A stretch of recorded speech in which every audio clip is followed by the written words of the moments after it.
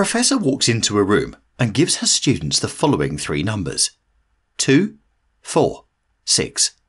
The professor then tells her students that the sequence of numbers follows a simple rule and that it's the student's job to discover the rule by providing the number next in the sequence. Each time the students guess the next number in the sequence, the professor will then tell the students if the number they provided follows the rule or does not follow the rule. The students can guess as many numbers as they want. However, they can only try to identify the rule once. Before you watch any further, go ahead and try to figure out the rule yourself. Based on what you think the rule is, what do you think the next number in the sequence is?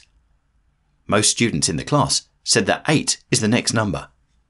The professor replied, "Follows the rule." Most students then said that 10 is the next number. The professor replied, "Also follows the rule." After suggesting a few more numbers that followed the rule, most students concluded that the rule is to add 2 to the last number. The professor shook her head and said, "That is not the rule. If you thought this was the rule too, don't worry. Most people get the rule wrong as well. In fact, only about 1 in 5 people figure out the rule on their first try." So, what's the secret to figuring out the rule? Well, it's simple. The students who figured out the rule on their first try simply had a completely different approach to solving this problem.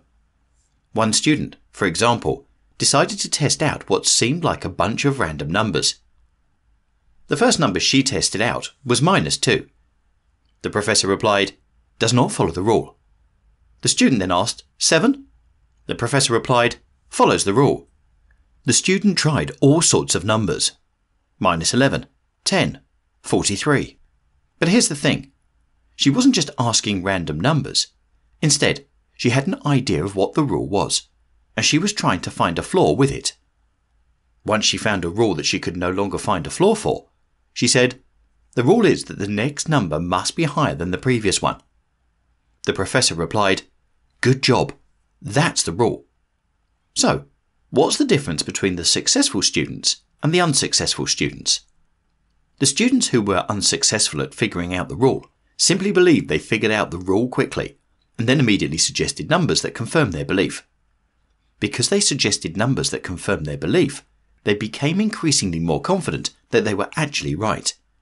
As a result, all they did was confirm what they believed was the right rule, rather than actually trying to figure out what the right rule was.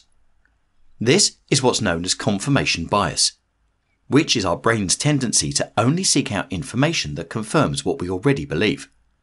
Unfortunately, confirmation bias is dangerous, because each time we confirm what we think we know, we close ourselves off to other points of view.